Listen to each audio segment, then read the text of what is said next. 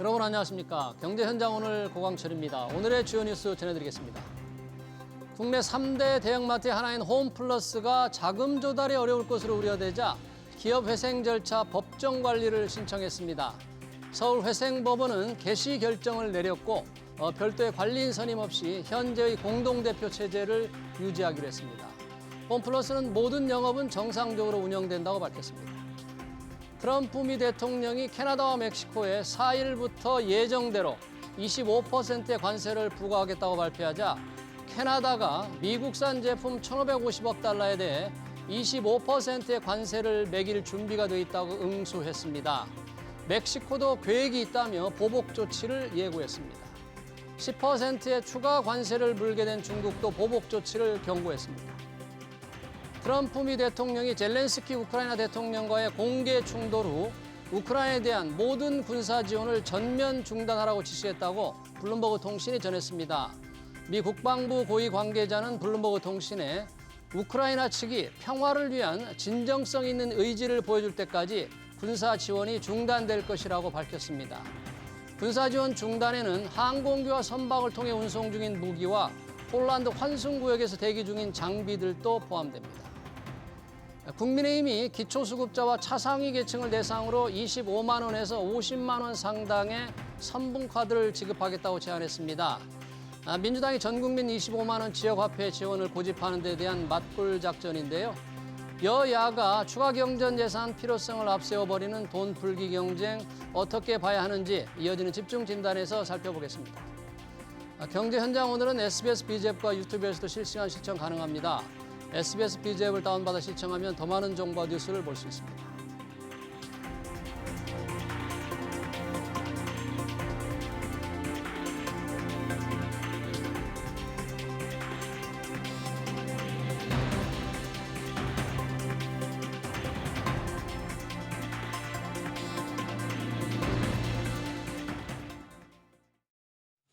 네, 국민의힘이 취약계층에 대한 3조 원 상당의 3종 세트 지원 대책을 내놓았습니다. 영세 소상공인에 대한 에너지 공과금 바우처 100만 원, 시설과 장비 구입 200만 원, 그리고 기초생활수급자 최대 50만 원 선불카드 지원 등인데요.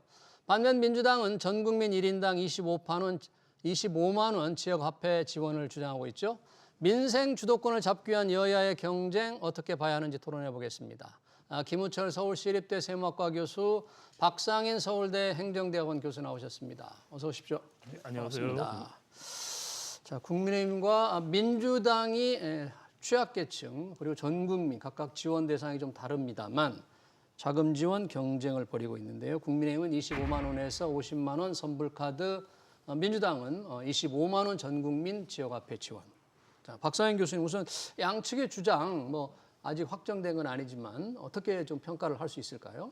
네, 먼저 이 취약계층 지원을 한다는 목적, 네. 이 중요한 목적이 뭔지를 좀 먼저 분명히 양당에서 이야기를 할 필요가 있을 것 같아요. 목적이 뭐냐? 지금 경제적으로 어려운 네. 취약계층들을 지원하겠다는 것인지, 민주당 같은 경우에는 선별의 어려움이 있으니 코로나 때처럼 그냥 하자라는 것인지, 아니면 이게 기본적으로 경기를 부양하기 위한 방편으로서 경기 부양책으로 지급하겠다는 건지, 네. 일단 그거 자체가 지금 명확치가 않아요. 근데 두 가지 다 생각하면 문제가 있다는 겁니다. 예를 들어서 네. 코로나19 때 같은 경우에 취약계층이나 또는 또 긴급성 때문에 전 국민에게 보조금 같이 지원금을 지급하는 건 상당히 타당했고요.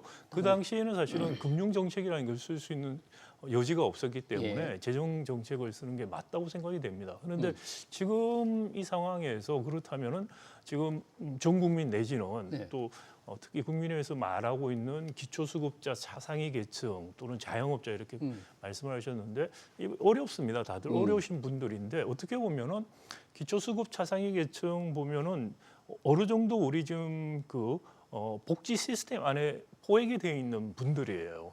그리고 자영업자들 중에서도 아직도 자영업하면서 굉장히 어려우신 분들이지만 사실 더 어려우신 분들은 파산을 하신 분들이에요.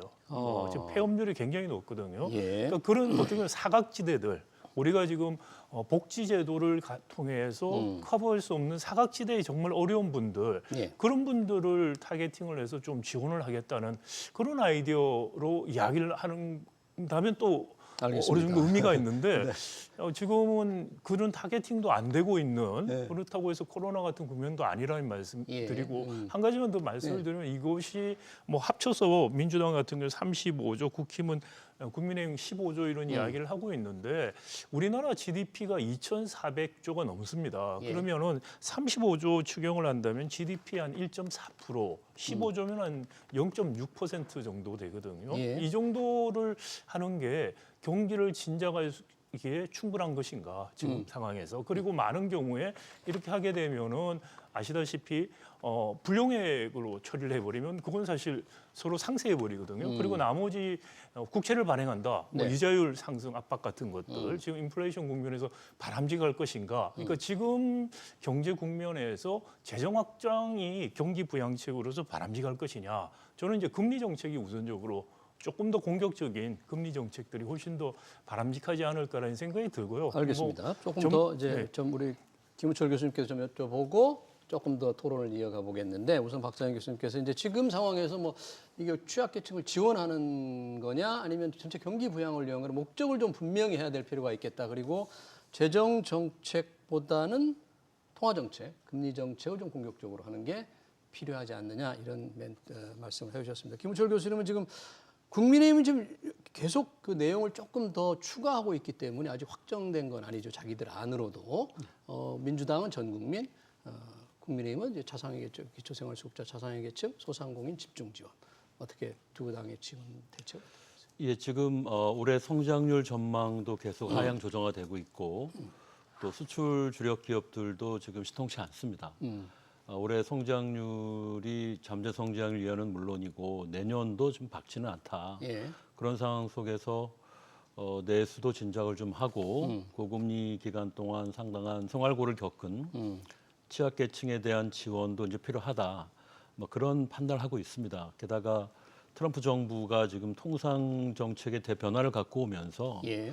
우리 기업들이 큰 타격을 받게 되고 특히 이제 아시아 신흥국 중심으로 이런 경기 부양 대규모 경기 부양 필요성이 또 국제적으로 제기되고도 있어요. 예. 그래서 이런저런 국내적인 상황을 볼 때 추경은 이제 필요하고 특히 이제 그 중에 소비 진작 목적이나 취약계층 지원 성격에서 이제 가구에 대한 지원들이 양당에서 지금 나오고 있습니다. 예. 야당은 이제 우리 코로나 때문에 경험했지만 전 국민 그렇죠. 25만 원 25만 지급 원씩을. 대표적이고 한 13조 원 드는 걸로 좀 돼 있죠. 예, 13조 원. 거기에 대해서 이제 야당은 좀 다른 이제 접근을 여당? 아, 네. 죄송합니다. 네, 여당은 국민의힘은? 다른 접근 방법을 제시했는데 상당히 선별적입니다. 기초수급 대상자하고 차상이니까 전체 국민의 전체 가구의 한 5분의 1 이 정도로 보시면 되고요. 그게 한 270만 명 예, 된다고 그래요? 270만 가구니까 5분의 1이 조금 5분의 1 네. 가량이고 이 분들에 대해서 가족에게 25만 원을 지급하면 한 3조 원이 넘을 거지만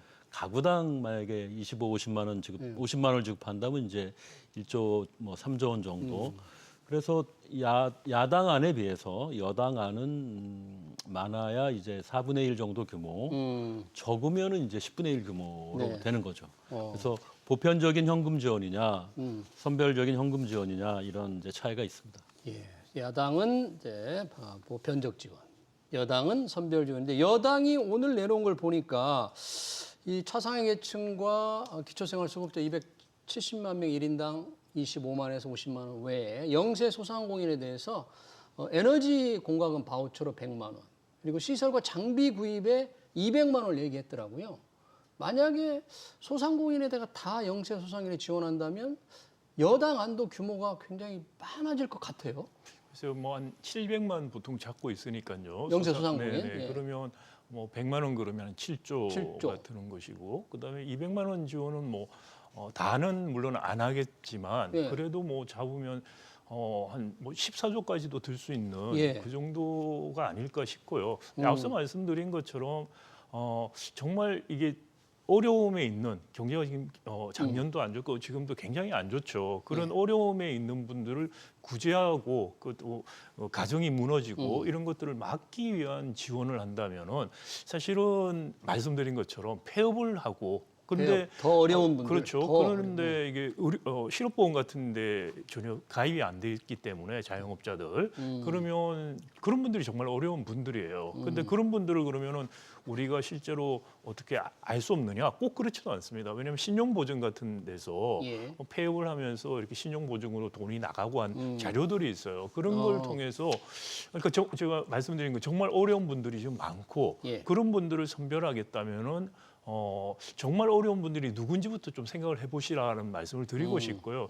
자영업 하시는 분들 지금 다 어렵습니다. 그렇지만은 자영업을 유지하고 있는 분들은 그나마 조금 더 나으신 편이고 많은 폐업을 하거나 정말 실업 상태에 들어가 예. 있는 분들 이런 분들이 타겟팅이 될 필요가 있다. 네, 그런 말씀을 드리고 싶고요. 예. 그리고 이거는 이 정도 한다고 해서 경기 부양 효과는 그다지 크지는 않을 것이다라는 경기, 거죠. 아까 예산 전체 전체 세입에서 우리 빼서. 경제 규모에 비하면은 작은 돈이고 그리고 흔히 이제 재정 우리가 지출할 때 경기 부양할 때 승수 효과라고 이야기를 합니다. 예. 뭐 100을 지출했는데 실제로 경제는 100보다 더 크게 뭐 1.5배 승수가 1.5다. 그럼 그런 효과가 있을 때 승수 효과만 아닌데 지금은 그런 승수 효과를 기대하기 어려운 상황이에요. 왜냐하면 고물가 상황이기 때문에 네. 승수 효과 자체를 기대하기 어렵기 때문에 거의 1대1이라고 거의 볼 수가 있어요. 승수 네. 효과가 1이 안 될 수도 사실 있다고 생각이 되기 때문에 네. 그래서 이거 확장적인 재정 정책을 국민의힘에서 생각한다면 규모도 너무 작고 네, 그리고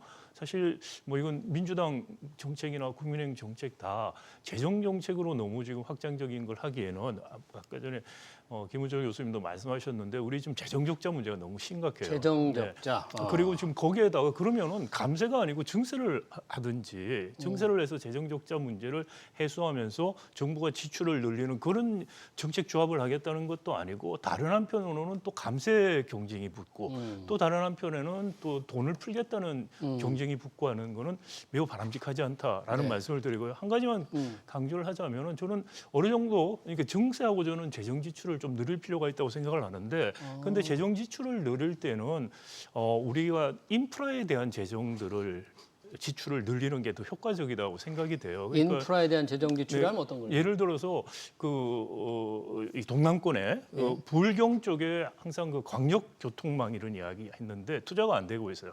그러니까 그런 인프라 투자 자체는 사실 활용도도 높을 뿐 아니라 앞으로 사실 그 지역 경제 발전에 굉장히 도움이 될 수 있다는 네. 거고요.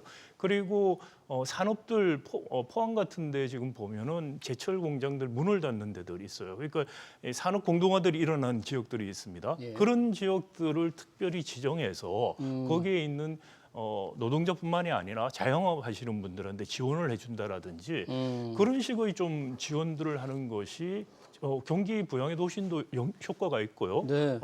재정 지출을 어떻게 보면은 효과적으로 하는 방식이다라는 생각이 듭니다. 그러네요. 지금 두 가지 말씀해 주셨는데 재정 지출을 확대하는 게 과연 지금 필요한가에 대해서 조금 의문을 제기하시면서 필요하다면 세금을 좀 재정을 더 확충해야 되지 않느냐. 증세가 뭔가 재원 마련 방법도 있어야 되는데 그 부분에 대해서 쓰임새에 대해서도 언급을 해주셨지만 그 부분 우리가 지금 지출을 더 늘리려고 하는 빚을 낼 수밖에 없는데 증세를 좀 해서 재원 조달을 좀 늘려야 된다. 이게 네. 현실적 우리 경제 여건에서 과연 가능할 수 있는지 좀 어떻게 생각하세요? 지금 이제 상반기에 아주 긴급한 소요로 인해서 10조 원 이내에 이제 소규모 추경 방향으로 간다면 특히 이제 취약계층 생계 지원 목적이 주로 되겠죠. 그 경우라면 조금 국채 발행으로 이제 일단락하고 그 정도 적은 규모라면 그러나 만약에 저 같은 경우에는 지금 예산을 집행하는 초기 단계이기 때문에 재정 조기 집행을 최대한 상반기에 쏟아붓고 그런 경우에 작년의 경우처럼 상반기 성장률 견인에 일정 정도 효과가 있거든요. 문제는 조기 이제 집행의 효과. 조기 집행을 최대한 한다면요. 물론 정부도 그런 계획을 갖고는 있죠.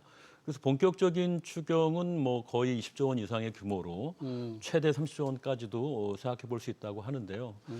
그런 것은 이제 하반기에 만약에 조기 대선이 있다면 새 정부가 차분하게 좋은 안목을 갖고 좋은 정책을 많이 이제 편성을 할 수가 있고요. 그리고 지금 대규모 추경 필요성은 아까 말씀드린 것처럼 트럼프 정책이 이제 상반기 확정이 되면 거기에 어떻게 대응할지가 이제 하반기에 어느 정도 윤곽이 잡히기 때문에 그 목적으로도 이제 추경의 어떤 그 합리화는 될 수가 네. 있죠. 예. 근데 이렇게 대규모 추경 쪽으로 가게 되면 당장은 국채 발행을 통해서 재원을 조달할 수밖에 없지만 반드시 향후에 어떻게 세입을 확충할지에 대한 구체적인 계획이 같이 제시가 돼야 합니다. 네. 네네. 그러면서 이제 그런 이번에 들어간 많은 재원들을 향후 몇 년 내에 다 갚는 방식으로 해서 네. 그런 것들을 정리할 필요가 있다 이렇게 생각하고 있습니다. 네, 김우철 교수님 이제 소규모 추경이라면 뭐 빚을 내서 조금 할 수 있다. 그런데 지금 시점은 재정 조기 집행에 조금 주력을 해서 하고 혹시 이제 조기 대선이 있게 된다면 새 정부에서 제대로 된 추경을 구상을 하고 거기에 필요한 재원은 이제 추가로 반드시 함께 마련해야 된다는데 근데 지금 야당은 추경을 좀 빨리 하자는 입장이잖아요. 정부와 여당은 조금 속도에 대해서는 조금 느긋한 편인 것 같기도 한데 지금 시점에서 추경을 빨리 추진해야 된다는 시점에 관해서는 어떻게 박사님? 글쎄 좀뭐 여당이나 야당에서 조기 추경하자는 건 다분히 선거를 의식한 이야기가 아닌가 싶고요. 사실은 그래서 지금 여당 야당에서 이야기하는 뭐 추경이라든지 또는 뭐 25만 원 뭐 이런 이야기들 같은 거는 다분히 좀 선거용 이야기가 아닌가 싶습니다. 그래서 실제로 이게 선거 대선이 만약에 있게 된다면은 그래서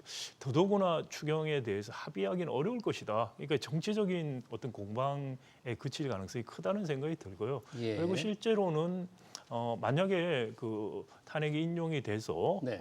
대선이 이루어지면 차기 정부에서 준비를 해서 할 사실 목이다라고 생각이 되고요. 만약에 탄핵이 인용이 안 되면은 또 이제 새로 정권에서 다시 예. 더 컴백하게 되면 거기서 또 할 문제라고 생각이 되고요. 그러니까 정치적인 입장에서 봐서는 이게 상당히 현실적으로 추경이 일어나기 어려운 상황에서 공방하는 정도다라는 생각이 들고요. 다만 이게 국민들에게 의미가 있게 된다면은 예. 일종의 청사진을 한번 보여주는 거죠. 그리고 또 하나는 이런 논의를 통해서 좀 책임 있는 정책을 제시하라는 압력을 언론이나 국민들이 줄 수가 있다고 생각이 돼요.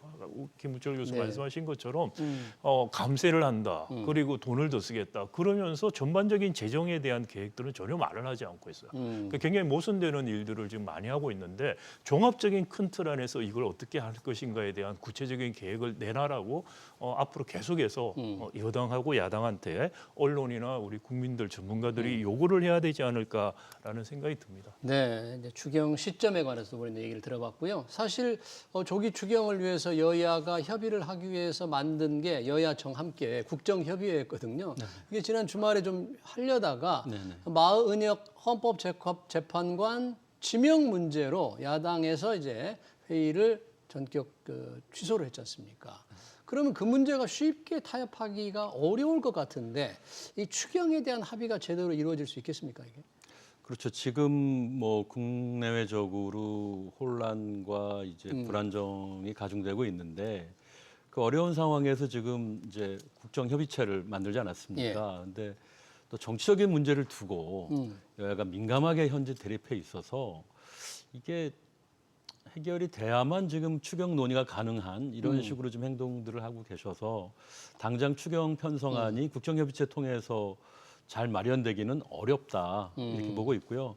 결국 현재 재판 이후에 어떤 전국 상황에 따라 추경이 편성될지 아니면 미뤄질지는 두고 봐야 되겠지만 일단은 이런 정치적인 이슈하고 지금 민생 경제 차원에서 아주 시급하다고 해서 여야가 공히 추경 편성 얘기를 하는데 이거 좀 분리해서 꼭 접근을 해야 된다 이렇게 주문하고 싶습니다. 네, 정치적인 사건과 지금 어려운 민생을 조금 나눠 가지고 하자는데 이 추경을 합의하기가 어려운 현재 사정이지만 그래도 방향을 찾아본다면 박상현 교수님께서는 쓰는 돈 어디에다 써야 되느냐 약간 인프라 얘기를 해주셨잖아요. 근데 전반적으로 지금 여야가 얘기하는 거는 소상공인 지원, 취약계층 지원 그쪽에 지금 많이 집중돼 있단 말이죠. 그 효과가 조금 아까도 계속 말씀하신 그보다 더 어려운 분들한테 더 지원하는 게 필요하다고 그러는데 사실 지금 경제 상황이 워낙 안 좋고 뭐 소비도 둔화되고 요즘 설비 투자도 안 되고 뭐 생산도 안 되고 굉장히 어렵잖아요. 그러니까 뭐 서민들 취약계층이 조금 더 지원하는 게 필요하다 이런 주장이 더 설득력을 좀 얻지 않을까요? 아니, 그 취약계층에 저게 지원하는 것이 필요하다는 입장인데 문제는 이제 취약계층을 우리가 어떤 식으로 식별할 수 있느냐라는 문제예요. 근데 말씀드린 것처럼 정말 취약계층들은 어떻게 보면 지금 복지 시스템에 포획이 되지 않는, 그러니까 예를 들어 자영업을 하셨는데 망했어요. 네. 그러면 당장의 기초수급 이렇게 받는 거 신청하고 시간 걸리죠. 그리고 또 실업수당도 없는 굉장히 어려운 분들이 계세요. 그런 분들한테 지원을 하는 게 저는 더 맞다라는 말씀을 드리는 것이고요. 그 쉽게 뭐 차상위 뭐 이렇게 복지 체계 안에 와 있는 분들 어렵지만은 제가 말씀드린 그런 다른 분들이 사실 더 어렵다. 그런 분들을 적극적으로 식별해서 도와줄 노력을 하는 게 사실은 이야기하는 취지가 취약계층을 위한 거라면은 더 맞다는 말씀을 드리는 것이고요. 또 하나는 뭐 그 취약계층 지원 내지는 뭐 전국민 지원 플러스 이야기 되는 게 주로 뭐 AI 요즘 유행을 하니까 모든 사람들이 말만 하면 AI 이야기를 하는데 뭐 첨단 산업 지원 어쩌고 이런 이야기를 하시는데 첨단 산업을 지원해서 육성해서 발굴해서 키우겠다는 박정희 개발 독재 시대의 아이디어를 첨단 산업에 이야기하는 게 넌센스라는 걸 좀 정치인들이 좀 아셨으면 해요. 제발 좀 경제학 원론 공부라도 좀 정치하시는 분들 경제학 원론 강의라도 좀 들으시라는 말씀 제가 정말 꼭 드리고 싶고요. 그러니까 이 불확실성이라는 혁신 경제를 마치 중화공업 초기 단계에 발굴 육성했던 단계하고 동일하게 정부가 역할을 해야 된다 착각들을 하고 있어요. 사실은 AI라든지 이런 걸 키워주기 위해서는 어떻게 보면 소프트웨어적인 인프라를 만들어줘야 되는 거죠. 예를 들어서 기술 탈취, 단가 우려치기 이런 거를 막는 법제도를 만들어주는 거, 그리고 삼성전자가 설계 같은 거 다 한다고 하니까 반도체 설계사업이 우리는 죽어버려요. 대만에 비해서. 네. 그런 것들을 막아주는 거, 이런 것들을 하면은 정말 돈 벌 수 있는 기회, 성공하면 돈을 벌 수 있게 보장해 주면은 거기서 정말 성공하는 벤처들이 나오는 거죠. 이건 돈이 드는 게 아니고 제도를 만들어줘야 되는 건데 그런 건 안 하고 돈 쓰겠다 소리만 해요. 그럼 대부분 돈이 효과가 없습니다. 근데 정말 돈을 써야 되는 것은 말씀드린 것처럼 우리 산업 공동화 문제라든지 또 전력망도 지금 굉장히 문제가 많죠. 분산형 전력망으로 좀 가야 되고 이런 문제들이 있는데 그런 전력망에 대한 투자라든지 또 기본적인 그 동남권의 그 교통망에 대한 투자 이런 것들을 하는 게 훨씬 더 사실 재정 효과들이 크고 지속 가능한 것이라는 말씀 드리고요. 한 가지 더 이제 세금을 제가 올려야 된다고 말씀을 드렸는데 세금, 증세. 증세를 꼭 안 하더라도 지금같이 뭐 상속세 감세하겠다라든지 또는 뭐 근소세도 감소하겠다 이런 거를 최소한 그런 이야기를 하려면은 앞으로 도대체 어디서 메꿀지를 이야기를 하셔야 된다는 거고요. 그다음에 트럼프가 지금 반도체에도 관세를 부과할 거라는 이야기를 계속하고 있는데 그렇습니다. 그런데 지금 우리가 반도체 생산하는데 보조금 주고 이번에 또 K칩스법이라고 해서 5%더 세액 공제해 준 거 이게 다 나중에 미국에서 걸고 넘어질 거리를 만들어 주는 거예요. 그러면 아주 극단적인 경우에는 어떤 게 세금으로 삼성전자 하이닉스에 돈 줬더니 그거를 미국에 갖다 주는 꼴이 될 수가 있다는 거죠. 지금 단계에서 이런 K칩스법이라든지 또는 지금 반도체 특별법에서 보조금 준다는 거는 전혀 타이밍이 맞지 않는 이야기를 하고 있는 거예요. 이거 바이든 행정부 때 대응해서 한다는 것도 사실 여러 가지 어폐가 있었습니다만 지금은 더더구나 말이 안 되는데 이 전혀 이런 생각 없이 그러면서 삼성전자 같은 경우에 작년에 K칩스법이라고 해서 한 46조 원 투자를 했다고 그래요. 그런데 그래서 거의 지금 원래 3% 5%더 하면은 한 9조 원 이상을 세금을 감면을 받습니다. 삼성전자 같은 경우에 삼성전자 하이닉스가 우리나라에서 돈을 제일 많이 버는 기업인데 세금을 거의 안 내요. 법인세를 지금. 이런 세금 감면들이 많기 때문에 이러면서 또 다른 편은 돈을 쓰겠다고 하는 거는 알겠습니다. 좀 문제가 있다는 거 말씀드립니다. 첨단 산업에 대해서 이제 정부가 직접 지원하는 거 이게 또 혹시 추경 차원에서 얘기 나오는 AI 뭐 지원이다 이런 거는 조금 정부가 그런 데에서 직접 개입하는 건 바람직하지 않고 미국 트럼프 대통령의 관세 위협 이걸 생각하면 이 첨단 산업에 대한 반도체 특히 자금 지원은 조금 어불성설이다 이런 말씀까지 해주셨는데 아까 증세 지금 감세만을 얘기하고 있다 그랬거든요. 정부 지출을 해야 되는데 감세만을 얘기하고 있으니까 뭔가 다른 대책이 좀 필요하지 않느냐. 근데 지금 뭐 상속세도 조금 낮추자, 공제 확대하자, 또 야당에서 근로소득세도 조금 완화하자 이런 얘기 나오고 있는데 이게 지금 정부 지출 수요는 늘어나는데 이게 세금을 좀 줄이려고 하는 거는 조금 문제가 있다, 어긋난다, 이런 지적에 대해서는 어떻게 해요? 일단은 세부담 경감 차원의 그동안 많은 정책 제안이 있었지만 당분간은 대규모 적자, 거의 100조 원에 육박하는 적자를 해소하는 게 가장 큰 과제이기 때문에 예. 이제 증세 기조로 불가피하게 전환할 수밖에 없다. 증세 기조로. 특히 이렇게 지출 증가율을 유지하면서 추경까지 하는 상황이기 때문에 세입 확충 계획 마련이 아마 가장 중요한 정책의 핵심이 될 것이고요.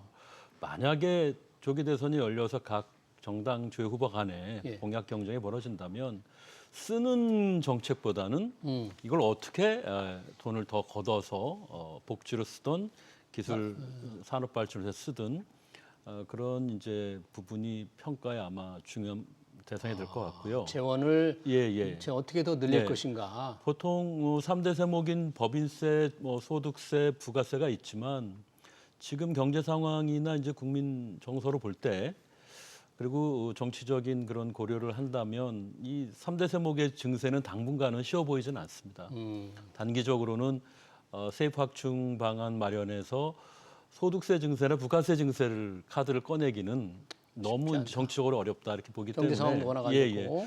그동안 했어야 하는데 미뤄졌던 많은 세제 개편들이 있습니다. 친환경적인 세제 개편이나 예. 지금 주세나 담배세 세 부담이 사실은 이게 종량세 부분이어가지고 또는 이제 종가세더라도 너무 주류 가격이 낮은 이유로 세 부담이 상당히 지금 저하돼 있습니다. 그래서 이런 것들을 정상화하고 적정화하는 방향의 개별 소비세 증세를 먼저 하고 그리고 이제 시간을 두면서 이런 개인 소득세나 부가세 부분의 증세도 같이 예. 논의하는 게 수수되지 않을까 이렇게 생각하고 있습니다. 그러네요.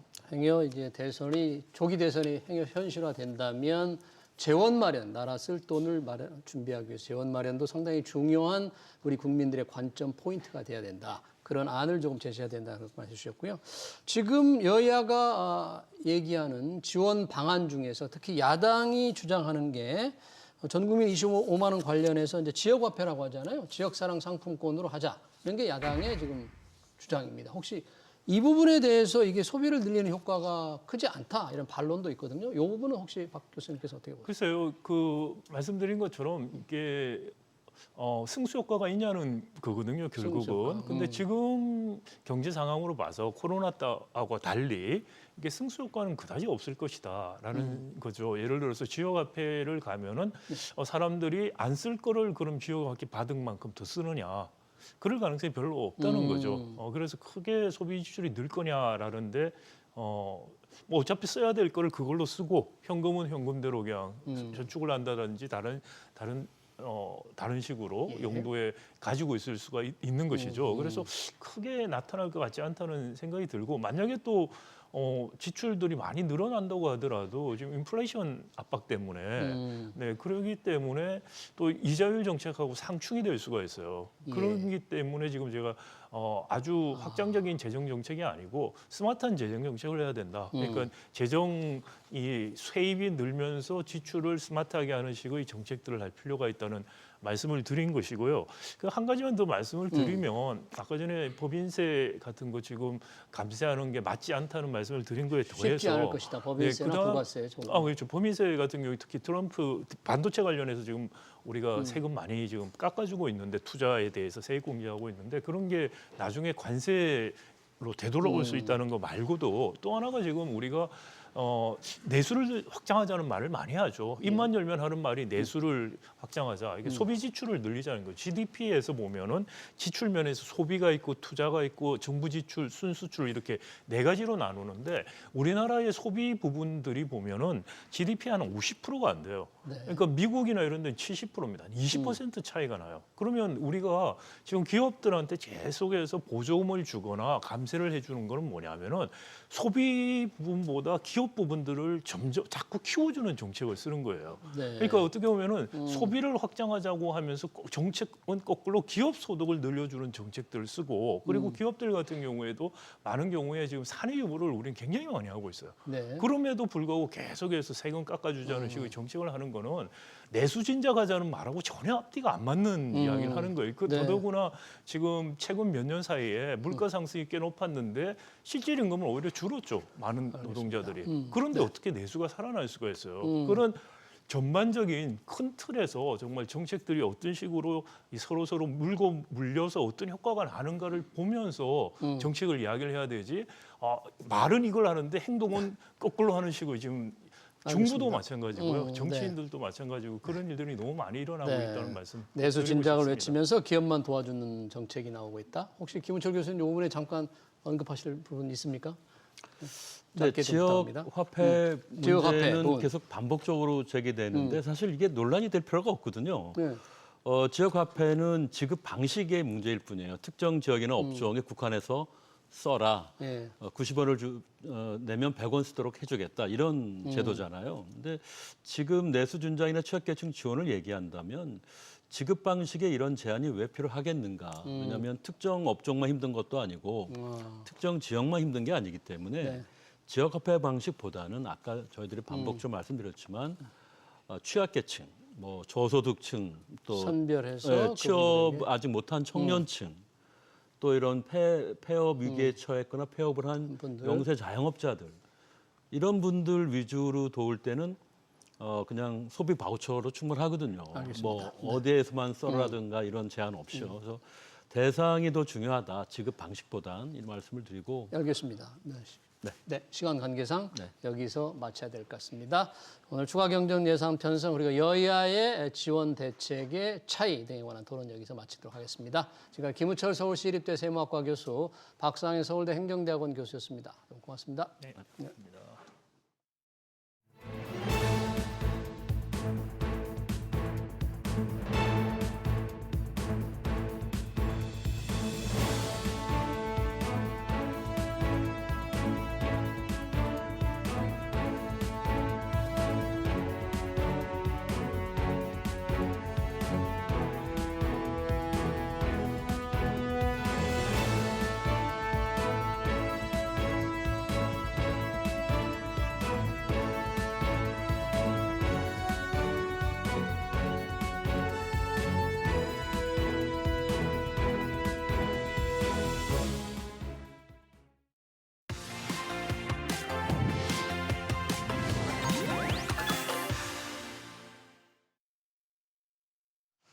AI 반도체 대장주 엔비디아 주가가 추락하고 있습니다. 연초 고점 대비 30% 가까이 떨어졌는데요.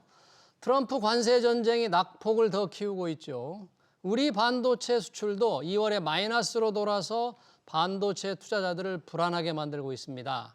이승우 유진투자증권 리서치센터장 모시고 엔비디아 하락세 언제쯤 멈출지 들어보겠습니다. 센터장님 어서 오십시오. 네, 안녕하세요.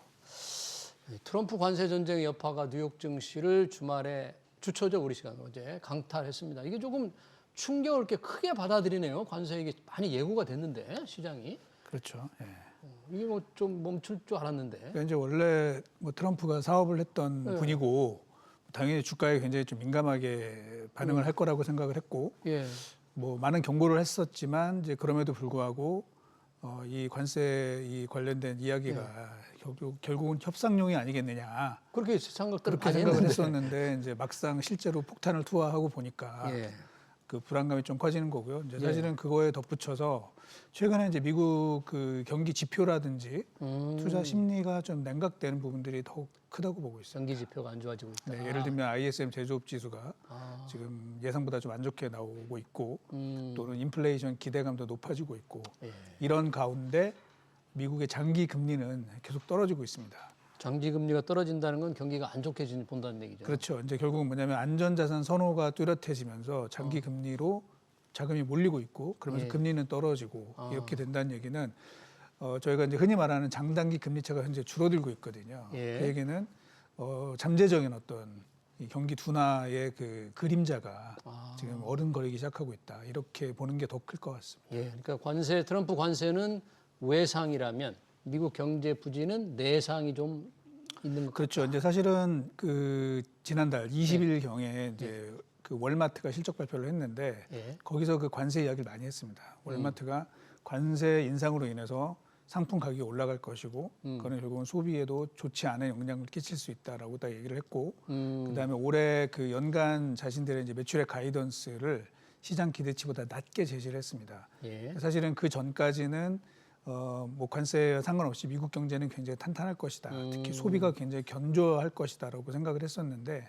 그렇지 않을 수도 있다라는 이제 우려가 그때부터 서서히 나오기 시작했던 것 같습니다. 그러네요. 그런 상황에서 자 우리가 지금 보고자 하는 엔비디아 주가가 참 끝없이 오를 줄 알았습니다. 작년 하반기쯤만 해도. 그런데 지금 많이 지금 떨어지고 있고 이게 관세 영향도 있다 그러는데 우선 최근 하락세만 보면 굉장히 좀 비관론이 많은 건가요? 엔비디아 주가에 대해서 왜 이렇게 많이 떨어지는 거예요? 사실은 저희 그 설 연휴 기간 동안에 네.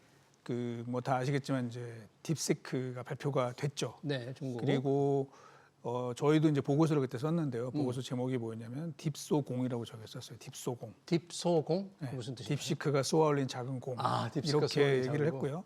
그 마지막 문구에 보면은 제가 이제 이런 표현을 썼습니다. 그 딥시크의 이 발표를 보고 젠슨왕의 눈동자가 흔들릴지도 모르겠다라고 말했습니다. 지금. 결국은 뭐냐면 그동안의 AI의 개발은 거의 자본력, 이퀄 경쟁력이라는 의미로 해석이 됐었거든요. 예. 굉장히 큰 기업들이 굉장히 비싼 칩을 사서 개발하는 쪽으로 그 주도가 됐었다면 네. 딥시크의 이런 방식은 결국 꼭 그렇지 않을 수도 있다.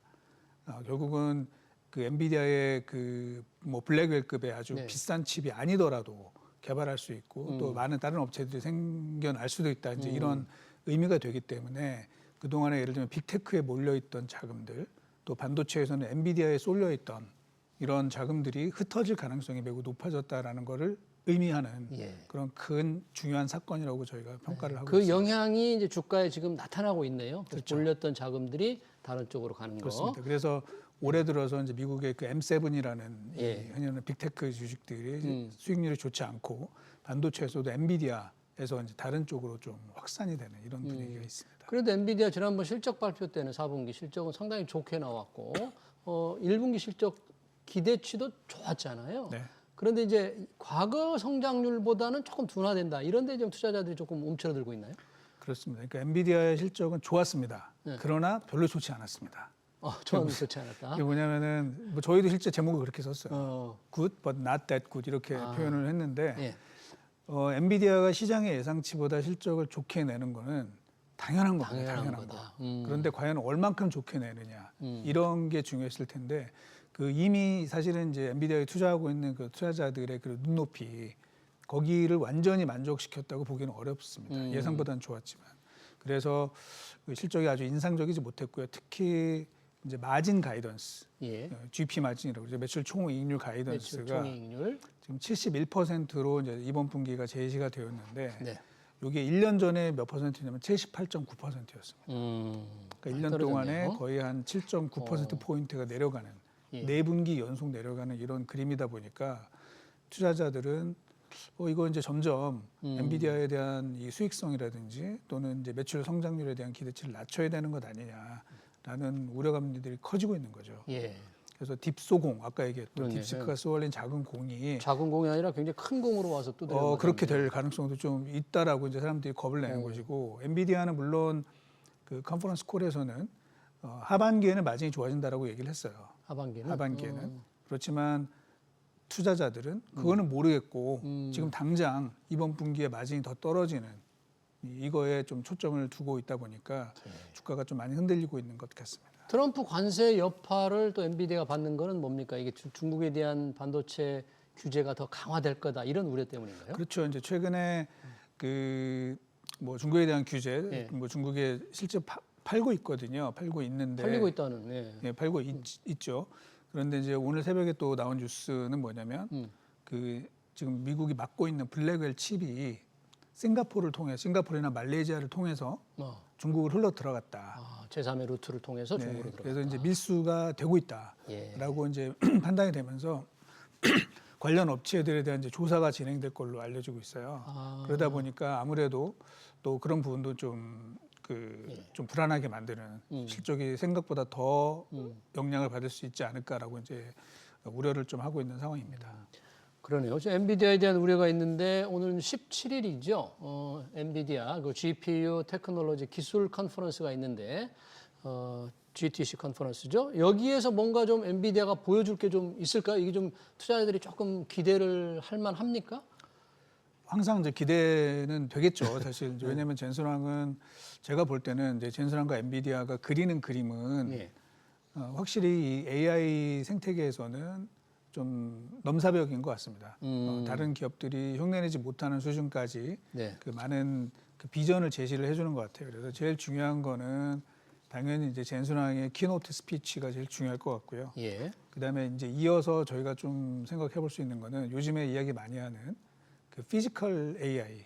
피지컬 AI. 예. 예. 즉 우리가 지금 현재 AI는 어떻게 보면 이제 그 심벌릭 AI라고 볼 수 있는 거죠. 예. 문자라든지 그림 또는 동영상을 가지고 학습한 AI가 되는데 진정한 AI가 되기 위해서는 결국 물리 데이터를 학습한 이런 AI가 만들어지는 게 중요할 것이고 그래서 이제 지난번에 살짝 언급은 했습니다만 예. 그 물리 데이터를 가지고 실제 지구를 시뮬레이션하는 이런 거를 생각을 하고 있습니다. 그래서 그거를 코스모스라고 이름을 지었죠. 예. 그래서 그렇게 되면은 사실은 여러 가지 우리가 현재 뭐 예를 들면 자동차라든지 자율주행이라든지 이런 거의 시뮬레이션이 그 코스모스 생태계 안에서 가능해질 수 있거든요. 예. 그래서 이제 그런 것들을 어느 정도 좀 보여줄지 그림을 그려줄지가 좀 중요할 것 같고 또 하나는 이제 최근에 점점 그 관심들이 높아지고 있는 휴머노이드. 예. 휴머노이드 이것도 로봇. 이제 사실 어떻게 보면은 그 피지컬 AI의 한 종류가 되겠죠. 예. 그런 것들이 어떻게 나올지에 대해서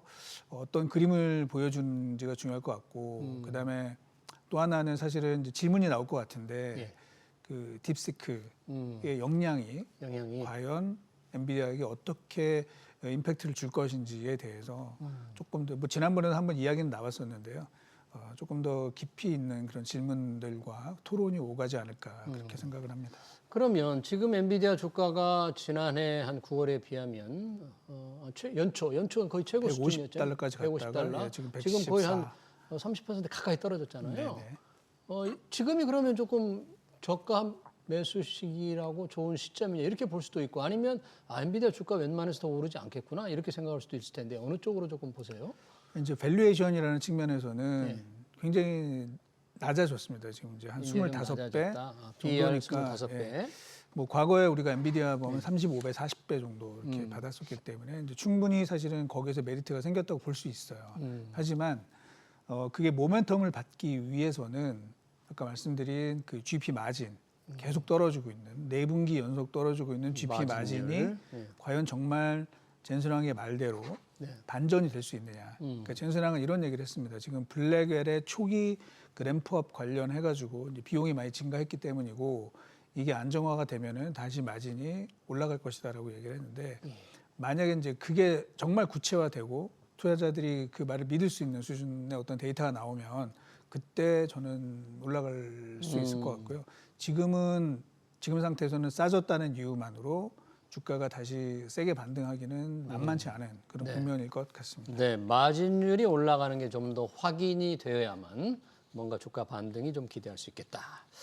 우리 지금 삼성전자, SK 하이닉스에 상당한 영향으로 지금 되고 있는데 우리 SK 반도체 주가는 지금 뉴욕 증시 하락에 비하면 그 충격이 조금 생각보다 덜하다. 뭐 이렇게 볼 수도 있습니까? 근데 이제 그거는 사실은 뭐 오늘 예를 들면 삼성전자는 약간 플러스가 나고 있고 하이닉스는 엔비디아 영향이 더 크기 때문에 이제 좀 빠지고는 있는데 이게 뭐 충격이 덜한 게 아니라 이제 그동안 너무 안 좋았거든요 삼성전자는. 너무 안 좋았기 때문에. 네, 여기서 그래서 더 내려가는 거는 좀 과도한 것 같고요. 특히 밸류에이션 측면에서도 지금 뭐 삼성전자는 1배가 안 되니까 뭐 여기서 과연 어떻게 더 그 내려가야 되느냐 이런 부분이지 사실 뭐 충격이 덜하다 이렇게 저희가 위안 삼기에는 조금 부족한 것 같습니다. 삼성전자가 지금 주가 순자산 비율이 1배가 지금 안 되는 거예요, PBR이. 네. 그럼 삼성전자는 뭐 워낙 빠졌기 때문에 그러면 조금 더 앞으로의 어떤 이런 시장 상황에도 조금 좀 올라갈 수 있는 회복될 수 있는 좀 여지가 좀 있을 것 같습니까?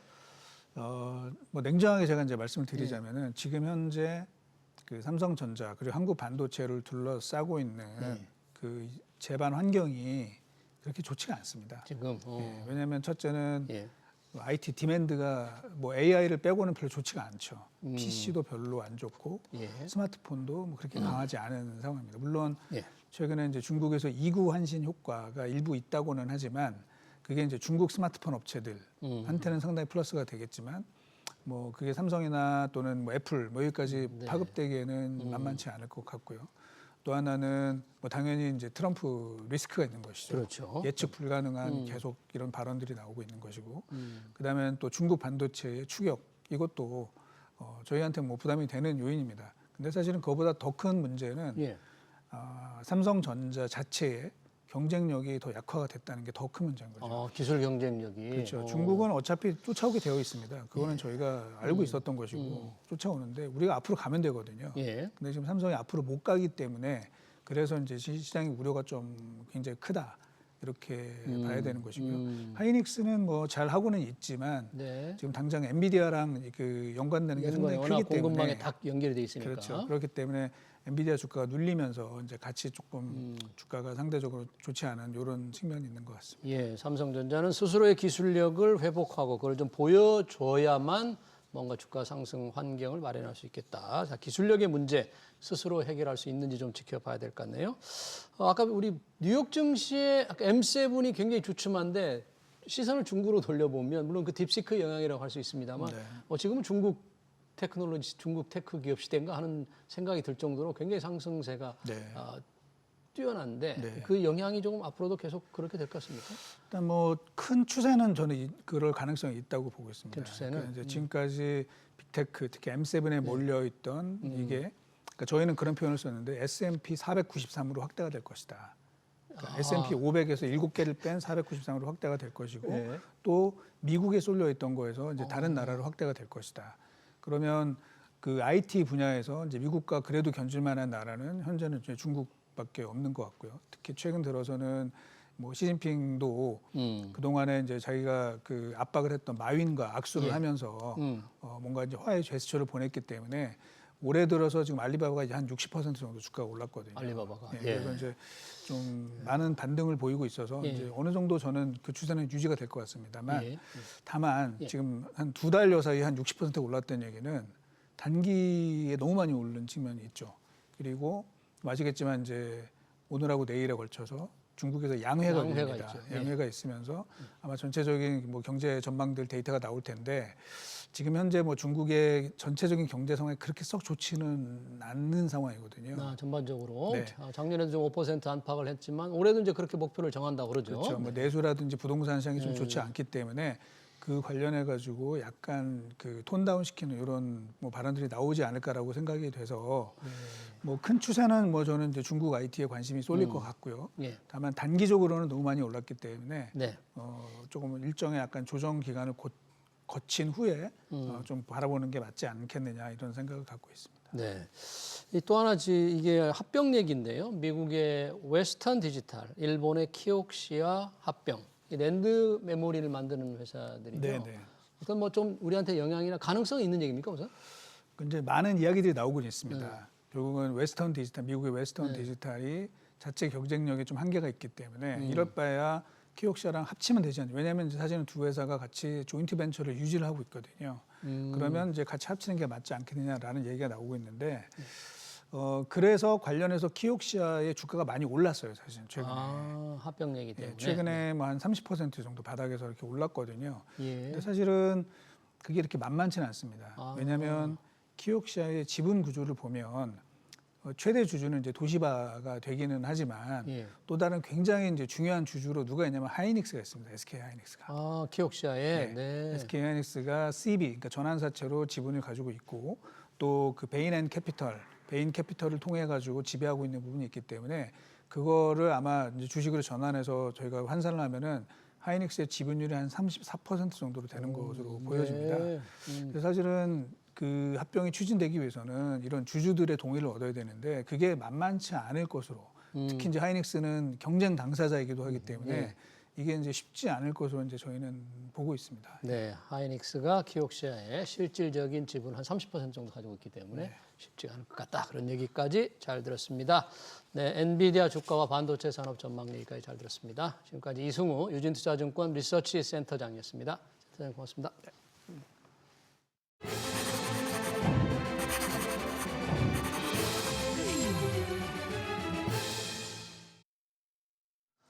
네, 민주당이 주장하는 전 국민 25만 원 지원에 대해 국민의힘이 취약계층에 대한 25만 원에서 50만 원 지원을 들고 나왔습니다. 야당의 보편복지에 선별복지로 맞선 셈이죠. 재원도 차이가 납니다. 야당안은 13조 원, 여당안은 최대 1조 3,500원이 필요합니다. 하지만 돈 뿌리기라는 점에선 속된 말로 도찐 개찐입니다. 공짜로 국민을 중독시켜 흥한 나라는 없습니다. 돈 좀 뿌린다고 무너진 경제 살릴 수도 없습니다. 경제 살리는 길은 따로 있습니다. SBS 비즈 경제 현장 오늘 여기서 마치겠습니다. 시청해주신 여러분 고맙습니다.